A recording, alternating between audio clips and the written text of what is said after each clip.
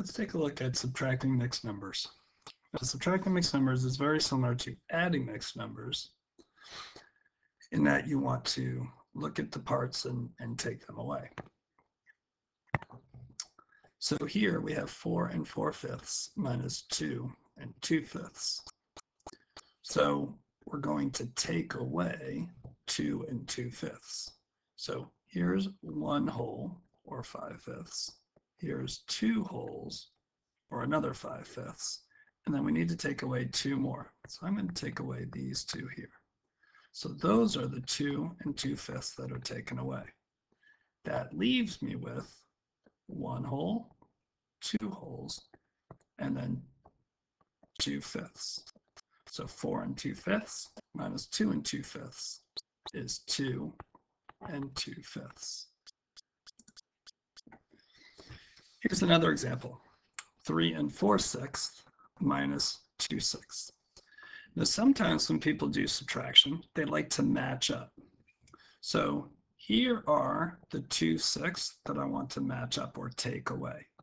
So what I'm going to do is I'm just going to take, here's my 3 and 4/6, which is really 3 wholes and 4/6. And what I'm going to do is I'm going to match up. This is going to match up with that. This one matches up with that. And now I can see how much I have left. I have 3 wholes and 2/6. So 3 and 4/6 minus 2/6 is 3 and 2/6. Now when I get to here, I do need to double check and make sure, can I simplify my fraction?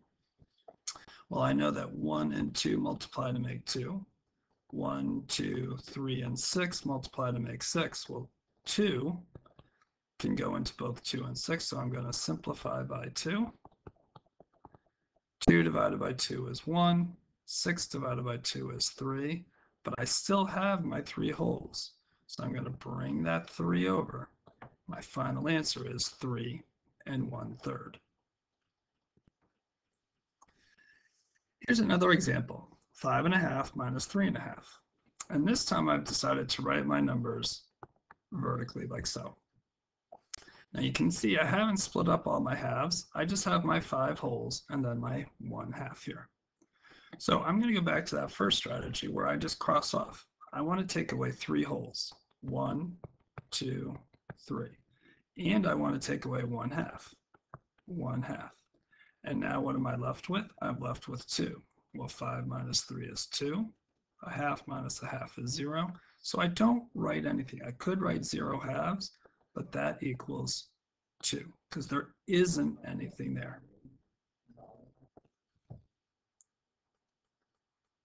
Let's take a look at one other strategy that some people like to do when they're subtracting mixed numbers. Now we know that mixed numbers can also be thought of as improper fractions. So if I was going to do 6 and 3/4 minus 2 and 1/4, here I have my 6, 1, 2, 3, 4, 5, 6, and 3/4. And if I were to think of that as a improper fraction, well, what I would do is I would figure out how many fourths that is. Well, 4 times 6 is 24, plus my 3 extra, plus 3 more. So that would be 27/4.